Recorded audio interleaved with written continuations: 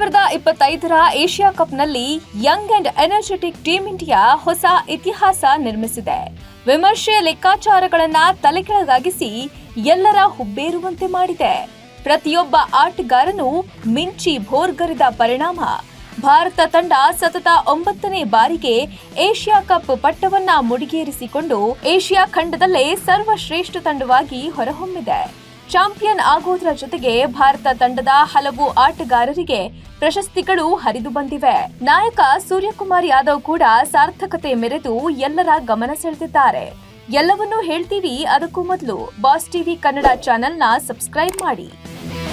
Asia cup ಇಡೀ ಟೂರ್ನಿಯಲ್ಲಿ ಆರಂಭಿಕನಾಗಿ ಕಣಕ್ಕಿಳಿದು ಎದುರಾಳಿಗಳಿಗೆ ನಡುಕ ಹುಟ್ಟಿಸಿದ್ದ ಅಭಿಷೇಕ್ ಶರ್ಮಾಗೆ ಪ್ಲೇಯರ್ ಆಫ್ ದಿ ಟೂರ್ನಿಮೆಂಟ್ ಪ್ರಶಸ್ತಿ ಜೊತೆಗೆ 13.30 ಲಕ್ಷ ರೂಪಾಯಿ ನಗದು ಬಹುಮಾನ ಸಿಕ್ಕಿದೆ. ಜೊತೆಗೆ 25 ಲಕ್ಷ ರೂಪಾಯಿ ಮೌಲ್ಯದ ಹವಾಲ್ H9 SUV ಕಾರು ಕೂಡ ಬಹುಮಾನವಾಗಿ ಸಿಕ್ಕಿದೆ. ಇನ್ನು ಟೂರ್ನಿಯ ಮೋಸ್ಟ್ ವ್ಯಾಲ್ಯೂಯಬಲ್ ಪ್ಲೇಯರ್ ಪ್ರಶಸ್ತಿ ಸ್ಪಿನ್ ಮಾಂತ್ರಿಕ ಕುಲ್ದೀಪ್ ಯಾದವ್ಗೆ ದಕ್ಕಿದೆ.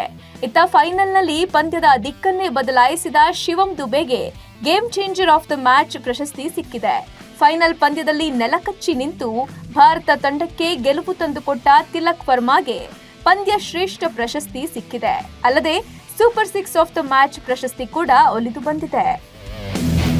ಇನ್ನು ಚಾಂಪಿಯನ್ ಆದ ಭಾರತ ತಂಡಕ್ಕೆ 2.6 ಕೋಟಿ ರೂಪಾಯಿ ಪ್ರಶಸ್ತಿ ಮೊತ್ತ ಸಿಕ್ಕಿದೆ. ಆದರೆ ಬಿಸಿಸಿಐ ಭಾರತ ತಂಡಕ್ಕೆ ಬಹುಮಾನವಾಗಿ ಬರೋಬ್ಬರಿ 21 ಕೋಟಿ ರೂಪಾಯಿ ಮೊತ್ತವನ್ನ ಘೋಷಣೆ ಮಾಡಿದೆ. ಇದು ಎಲ್ಲರೂ ಅಚ್ಚರಿ ಪಡುವಂತೆ ಮಾಡಿದ್ದು, ಈ ಮೊತ್ತವನ್ನ ಭಾರತ ತಂಡದ ಆಟಗಾರರು ಹಾಗೂ ಸಿಬ್ಬಂದಿ ವರ್ಗದವರು ಹಂಚಿಕೊಳ್ಳಲಿದ್ದಾರೆ. ಆದರೆ ಭಾರತ ತಂಡದ ನಾಯಕ ಸೂರ್ಯ ಮಾತ್ರ ಪ್ರತಿ ಪಂದ್ಯದ 4 ಲಕ್ಷ ರೂಪಾಯಿ ಸಂಭಾವನೆಯನ್ನ ಭಾರತೀಯ ಸೇನೆ ಹಾಗೂ ಪಹಲ್ಗಾಮ್ ದಾಳಿಯ ಸಂತ್ರಸ್ತರಿಗೆ ಹಂಚಿದ್ದಾರೆ. ಈ ನಿರ್ಧಾರದಿಂದ ಸೂರ್ಯಕುಮಾರ್ ಯಾದವ್ ಎಲ್ಲರ ಹೃದಯ ಕದ್ದಿದ್ದಾರೆ. ಅವರ ಈ ಕಾರ್ಯಕ್ಕೆ ಶ್ಲಾಘನೆಗಳ ಮಹಾಪೂರ್ವೇ ಹರಿದು ಬರುತ್ತಿವೆ. ಹೀಗೆ ಪ್ರಸ್ತುತ ಏಷ್ಯಾ ಕಪ್ನ ಭರ್ಜರಿಯಾಗಿ ಗೆಲ್ಲುವ ಮೂಲಕ ಭಾರತ ತಂಡ ಹೊಸ ಮೈಲಿಗಲ್ಲನ್ನ ಸೃಷ್ಟಿ ಮಾಡಿದೆ. Bureau report, boss TV Kannada.